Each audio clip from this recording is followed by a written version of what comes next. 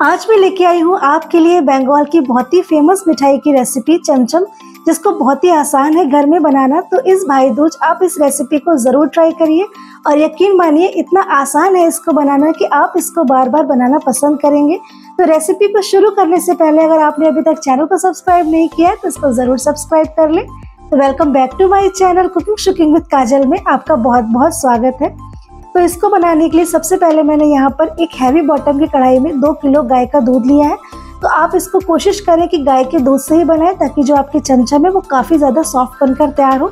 और high flame पर अच्छी तरीके से हम इसको उबाल लेंगे। तो जब तक दूध उबल रहा है तब तक हमने यहाँ पर लिया है 2 छोटे चम्मच साटरी, जिसको हम छाना बनाने में यूज़ करेंगे। तो अगर आप 1 किलो दूध लें तो आप यहाँ पर 1 चम्मच का यूज़ करें। तो आज हमने 2 किलो दूध लिया है तो हमने यहाँ पर 2 चम्मच यूज़ किया है। और अब इसमें हम डालेंगे 1/4 के करीब पानी और इसको अच्छी तरीके से हमको मिक्स कर देना है। तो हमें इसको तब तक मिक्स करना है जब तक पानी जो बिल्कुल है वो ट्रांसपेरेंट नहीं हो जाता है। तो आप देख सकते हैं अच्छी तरीके से ये मिक्स होकर तैयार है। तो अब यहाँ पर दूध भी हल्के हल्के से उबलने लगा है। तो आप यहाँ पर साइड में जितनी भी मलाई लग रही है आप उसको रिमूव करते रहें। तो रिमूव करने से जो आपका छेना है वो बहुत ही ज़्यादा सॉफ्ट बनकर तैयार होगा। तो यहाँ पर देखिए दूध में भी अच्छी तरीके से उबाल आ गया है। और अब हम गैस की फ्लेम को ऑफ कर देंगे और इसको हम 2 से 3 मिनट के लिए ठंडा होने के लिए छोड़ देंगे। तो 2 से 3 मिनट के बाद अब इसमें हम पानी को हल्के हल्के से ऐड करते जाएंगे और आपको बहुत ही हल्के हाथों से इसको मिक्स करते जाना है। तो जब तक दूध नहीं फटता है तब तक आपको यहाँ पर पानी ऐड करते रहना है और जैसे ही दूध फट जाए आपको पानी डालना यहाँ पर बंद कर देना है। तो आप देख सकते हैं कितनी आसानी से और कितनी जल्दी यहाँ पर दूध अच्छी तरीके से फटकर तैयार हो गया है। तो अब हम पानी को डालना बंद कर देंगे और बहुत ही हल्के हाथों से आपको इसको इस तरीके से चलाना है। तो यहाँ पर देखिए हमारा जो छेना है वो बहुत ही आसान तरीके से बनकर तैयार है। अगर आप यहाँ पर साटरी का यूज़ नहीं करना चाहते हैं तो आप विनेगर या फिर नींबू के रस से भी दूध को फाड़ सकते हैं। तो अब इसको हम छान लेंगे। तो छानने के लिए यहाँ पर मैंने एक बड़े से बाउल के ऊपर एक चलनी रखी है, जिसके ऊपर आपको साफ सूती कपड़ा इसमें इस तरीके से बिछा देना है। और अब जितना भी हमने यहाँ पर छेने को फाड़ के तैयार किया था उसको हम इसमें ट्रांसफ़र कर देंगे। तो कभी भी आपको छेना बनाने के बाद इसको बहुत देर तक पानी में नहीं रखना है, तुरंत ही आप इसको हटा दें ताकि जो आपका छेना है वो बहुत ही ज़्यादा सॉफ्ट बनकर तैयार हो। तो अब हम इसको ठंडे पानी से अच्छी तरीके से वॉश कर लेंगे। तो इसको धोने के लिए आपको फ्रिज का एकदम चिल्ड पानी लेना है ताकि इसका जो कुकिंग प्रोसेस है वो यहीं पर रुक जाए और जो छेना है वो हमारा बिल्कुल भी हार्ड बन के ना तैयार हो। तो इसको अच्छी तरीके से हमको वॉश कर देना है और अब इसको हम बहुत ही हल्के हाथों से इसका जितना भी एक्स्ट्रा पानी है वो निकाल देंगे। तो छेना बनाने में आपको 2 से 3 बातों का ध्यान रखना होता है। एक तो आप कभी भी जब इसका पानी निकालें तो बहुत ज़्यादा प्रेशर ना दें। थोड़ी सी नमी इसमें जब रह जाती है तो जो आपका छेना है बहुत ही ज़्यादा सॉफ्ट बनकर तैयार होता है। तो यहाँ पर देखिए हमारा छेना बन के बिल्कुल तैयार है। तो आपको बिल्कुल भी इसको 1 या 2 घंटे के लिए रखने की ज़रूरत नहीं है, आप तुरंत इससे छेना बनाकर तैयार कर सकते हैं। तो इसको एक थाली में हम ट्रांसफ़र कर लेंगे और आपको हथेली से इसको अच्छी तरीके से मसल के चिकना करना है। जैसे हम डो लगाते हैं उसी तरीके से इसको हमें कम से कम 4 से 5 मिनट के लिए चिकना करना है। तो आपको इस बात का ध्यान रखना है कि इसको आपको बहुत ज़्यादा भी नहीं चिकना करना है, क्योंकि अगर इसका मॉइस्चर निकल जाएगा तो जो आपका छेना है वो काफ़ी हार्ड बनकर तैयार होगा। तो इसको अच्छी तरीके से हमको चिकना करके तैयार कर लेना है। तो कम से कम 4 से 5 मिनट का टाइम लगेगा। तो आप 4 से 5 मिनट इसको अच्छी तरीके से मसल के चिकना कर लें। तो आप देख सकते हैं यहाँ पर हमारा जो डो है वो लगकर अच्छी तरीके से तैयार है। तो अगर आप छोटी छोटी बातों का ध्यान रखते हैं तो आप पहली बार में बहुत ही टेस्टी चमचम बनाकर तैयार कर सकते हैं। तो अब इसमें हम डालेंगे 1.5 चम्मच के करीब मैदा। तो हमें इसमें बहुत ज़्यादा मैदा का यूज़ नहीं करना है। तो यहाँ पर मैंने 1.5 बड़े चम्मच मैदा का यूज़ किया है ताकि इसमें बढ़िया से बाइंडिंग आ सके। और अब इसको भी हम अच्छी तरीके से इसमें मिक्स कर देंगे। तो बस आपको इसी बात का ध्यान रखना है कि आपको बहुत ज़्यादा यहाँ पर प्रेशर नहीं देना है, बहुत ही हल्के हाथों से आप इसका डो लगाकर तैयार करें। तो आप देख सकते हैं कि हमने इसका डो लगाकर अच्छी तरीके से तैयार कर लिया है। तो अब इसमें से हम नींबू से थोड़े से बड़े साइज़ का इस तरीके से एक बॉल लेंगे और इसको अच्छी तरीके से आपको हाथों से मसल के चिकना करना है। बस आपको बहुत ज़्यादा यहाँ पर प्रेशर नहीं देना है। तो एकदम क्रैक फ्री बॉल बनाकर आपको तैयार कर लेनी है। तो इसका हम साइज़ जो है वो थोड़ा सा बड़ा रखेंगे क्योंकि हम इसको 2 पार्ट में बाद में डिवाइड करेंगे। तो इसी तरीके से हमने सारी बॉल्स बनाकर तैयार कर ली हैं। तो कम से कम ये 8 पीस बनकर तैयार हुए हैं। तो इसको जब हम डिवाइड करेंगे तो ये 16 पीस बनकर तैयार हो जाएंगे। तो अब इसके लिए हम चाशनी बनाएंगे। तो चाशनी बनाने के लिए यहाँ पर मैंने 3 कप चीनी ली है। तो रसगुल्ले की चाशनी में और चमचम की चाशनी में थोड़ा सा फ़र्क होता है। और अब इसमें हम डालेंगे 2 कप पानी। तो जिस कप से आपने चीनी का मेजरमेंट किया है आपको उसी कप से यहाँ पर 2 कप पानी लेना है। तो 3 कप चीनी के लिए आपको यहाँ पर 2 कप पानी लेना है। तो चमचम की जो चाशनी होती है वो थोड़ी सी गाढ़ी रखी जाती है। तो अब इसको हम हाई फ्लेम पर अच्छी तरीके से चीनी के मेल्ट होने तक उबाल लेंगे।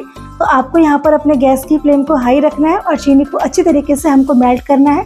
तो आप देख सकते हैं कि चाशनी में बढ़िया तरीके से उबाल आ गया है। तो इसकी भी चाशनी को हमको एक तार या फिर दो तार का नहीं बनाना है। तो अब इसमें हम डालेंगे थोड़ा सा गुलाब जल, जिसमें मैंने यहाँ पर येलो फूड कलर ऐड किया है। तो अगर आप चाहें तो आप यहाँ पर कलर ऐड करें, नहीं तो आप इसको स्किप भी कर सकते हैं और एकदम आप यहाँ पर सफ़ेद छेने बनाकर तैयार कर सकते हैं। तो यहाँ पर हमारी जो चाशनी है वो बिल्कुल तैयार है। तो अब जितने भी हमने यहाँ पर बॉल्स बनाकर रखे थे उन सारों को हम इसमें ऐड कर देंगे। तो जब भी कभी आप रसगुल्ले वगैरह कुछ भी बनाते हैं तो आप यहाँ पर थोड़ी सी बड़ी कढ़ाई का यूज़ करें, ताकि प्रॉपर जगह मिल पाए इसको फूलने के लिए। तो यहाँ पर सारे रसगुल्लों को हम इसमें ऐड कर देंगे और इसको कवर करके हाई फ्लेम पर हम 2 से 3 मिनट तक पहले इसको पकाएंगे। तो 2 से 3 मिनट के बाद इसको चेक कर लेते हैं। तो देखिए जो रसगुल्ले हैं वो कितने अच्छी तरीके से फूल गए हैं और यहाँ पर चाशनी भी जो है वो थोड़ी सी गाढ़ी हो गई है। तो अब इसमें डालेंगे हम एकदम उबलता हुआ आधा कप के करीब पानी। तो यहाँ पर आपको आधा कप पानी लेना है। तो आपको यहाँ पर गर्म पानी का यूज़ करना है, ताकि जो चाशनी का टेम्परेचर है वो बिल्कुल भी डाउन ना हो और जो हमारे रसगुल्ले हैं वो अच्छी तरीके से बराबर फूल कर तैयार हो। तो अब इसको भी हम कवर करके 3 मिनट के लिए और हाई फ्लेम पर इसको कुक करेंगे। तो 3 मिनट के बाद दोबारा से इसको चेक कर लेते हैं।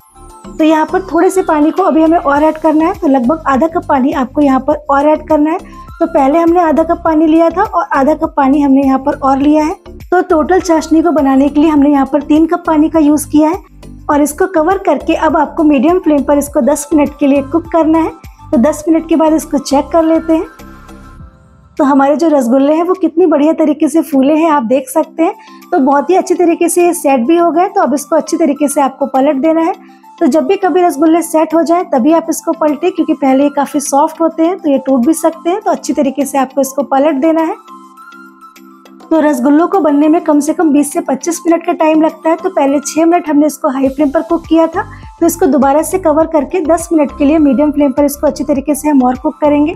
तो देखिए यहाँ पर हमारे जो रसगुल्ले हैं वो बनकर बिल्कुल तैयार हैं। तो आप इसका साइज़ भी देख सकते हैं, जितना हमने बनाया था तो उतने से ज़्यादा ये अपने साइज़ में डबल हो गए हैं। तो हमारे रसगुल्ले बनकर बिल्कुल तैयार हैं। अब हम गैस की फ्लेम को ऑफ कर देंगे और कम से कम 2 घंटे के लिए आपको इसी तरीके से इसको चाशनी में डालकर रखना है, ताकि ये बढ़िया तरीके से चाशनी को एब्जॉर्ब कर ले। तो 2 घंटे के बाद इसको चेक कर लेते हैं। तो हमारे जो रसगुल्ले हैं वो अच्छी तरीके से ठंडे हो गए हैं। तो आप देख सकते हैं कितने परफेक्ट तरीके से हमारे रसगुल्ले बनकर तैयार हुए हैं, एकदम जूसी और बिल्कुल अंदर तक चाशनी में बढ़िया से इसमें एब्जॉर्ब हुई है। तो अगर आप चाहें तो आप इसको ऐसे भी सर्व कर सकते हैं, ऐसे भी बहुत टेस्टी लगते हैं। लेकिन हम इसको चमचम बना रहे हैं तो इस तरीके से आपको इसको 2 पार्ट में डिवाइड करना है। तो बीच में से आपको इक्वल इसको अच्छी तरीके से डिवाइड करना है। तो देखिए इसमें कितनी बढ़िया तरीके से जाली पड़ी है। तो बहुत ही आसान सी रेसिपी है, बहुत ही बढ़िया तरीके से आप इसको आसानी से घर में बनाकर तैयार कर सकते हैं। तो अब इसकी फिलिंग करने के लिए हम इंस्टेंट रबड़ी बनाकर तैयार करेंगे, जिसके लिए ना ही तो आपको घंटों दूध को उबालना है, ना ही फिर मावा या फिर खोए का यूज़ करना है। तो चलिए फिर इसके लिए इंस्टेंट रबड़ी बनाते हैं। तो रबड़ी बनाने के लिए यहाँ पर मैंने 3 चम्मच पिसी हुई चीनी ली है। तो आपको 3 बड़े चम्मच यहाँ पर पिसी हुई चीनी लेनी है। नॉर्मली जो घर में चीनी होती है उसी को आपको ग्राइंडर जार में पीस कर तैयार कर लेना है। और अब इसमें हम डालेंगे 3 बड़े चम्मच मिल्क पाउडर। तो जितनी आपको यहाँ पर चीनी लेनी है उतना ही आपको यहाँ पर मिल्क पाउडर लेना है और दोनों चीज़ों को आपको अच्छी तरीके से मिक्स कर देना है। तो अब यहाँ पर हम लेंगे 1 बड़ा चम्मच फ्रेश क्रीम, जो आप सब्जी वगैरह में यूज़ करते हैं वही फ्रेश क्रीम आपको यहाँ पर लेनी है। तो यहाँ पर मैंने अमूल फ्रेश क्रीम ली है, जिसका आपको 1 बड़ा चम्मच यहाँ पर ऐड कर देना है। तो यहाँ पर हम बहुत ज़्यादा फ्रेश क्रीम का यूज़ नहीं करेंगे, बस आपको 1 से 1.5 चम्मच यहाँ पर फ्रेश क्रीम लेनी है और इसको अच्छी तरीके से मिक्स कर देंगे। तो आप देख सकते हैं कितनी बढ़िया तरीके से हमारी इंस्टेंट रबड़ी बनकर तैयार है। तो जो खाने में बहुत ही टेस्टी लगती है और केवल 2 से 3 मिनट में बनकर ये तैयार भी हो जाती है। तो चलिए फिर अब इसकी हम फिलिंग करेंगे। तो रसगुल्ले का 1 पीस लेके आपको इस तरीके से इसमें अच्छे से इसको स्प्रेड कर देना है। जैसे हम ब्रेड में बटर वगैरह स्प्रेड करते हैं उसी तरीके से आपको इसमें चारों तरफ से बढ़िया से, और आप किसी भी चाकू या फिर आप किसी भी चम्मच से इसको बढ़िया तरीके से स्प्रेड कर दें। और अगर आपको थोड़ी भी दिक्कत लगती है तो जो पाइपिंग बैग आते हैं आप उससे भी इस क्रीम को आराम से लगा सकते हैं। तो इसी तरीके से हमने यहाँ पर सारे पीसेस में अच्छी तरीके से रबड़ी को फिल कर तैयार कर लिया है। तो अब इसको और भी ज़्यादा टेस्टी बनाने के लिए थोड़ा सा मैंने यहाँ पर डेसिकेटेड कोकोनट लिया है, जिसको बढ़िया तरीके से हम इसके ऊपर स्प्रेड कर देंगे। तो इससे जो इसका टेस्ट है बहुत ज़्यादा बढ़ जाता है, बिल्कुल मार्केट की तरह। तो थोड़ा सा इसके ऊपर आपको इस तरीके से छिड़क देना है। तो बहुत ही टेस्टी लगती है रेसिपी खाने में। तो सारे पीसेस को हम इसी तरीके से रेडी कर लेंगे। और अगर आपको नारियल नहीं पसंद है तो आप स्किप भी कर सकते हैं, लेकिन इसको ऐड करने से जो इसका टेस्ट है वो कई गुना बढ़ जाता है। तो अब इसकी हम गार्निशिंग करेंगे बारीक कटे हुए पिस्ते से, और थोड़ी सी यहाँ पर हम रेड चेरी का यूज़ कर रहे हैं। अगर आपको पसंद है तो आप लगाइए, नहीं तो आप इसको स्किप भी कर सकते हैं। तो जो भी कोई आप ड्राई फ्रूट्स यहाँ पर लगाना चाहते हैं, आप अपनी पसंद के ड्राई फ्रूट्स यहाँ पर लगाकर तैयार कर सकते हैं। तो बहुत ही महंगी मिठाई बहुत ही कम बजट में आप घर में बनाकर तैयार कर सकते हैं। तो इस भाई दूज आप भी इस रेसिपी को ज़रूर ट्राई करिए, सबको बहुत ज़्यादा पसंद आएगी। तो किसी भी त्योहार पे अगर आप अपने हाथों की बनाई हुई मिठाई को बनाते हैं तो जो त्योहार का मज़ा है वो कई गुना बढ़ जाता है। तो एक बार आप भी इस रेसिपी को ज़रूर ट्राई करिए। तो अगर आपको रेसिपी पसंद आई हो तो चैनल को ज़रूर सब्सक्राइब करें, और अगर आप चैनल पे नए हैं, अब तक आपने इसको सब्सक्राइब नहीं किया है, तो ऐसी आसान सी और टेस्टी सी रेसिपीज़ को देखने के लिए चैनल को सब्सक्राइब करना बिल्कुल भी ना भूलें। Thank you.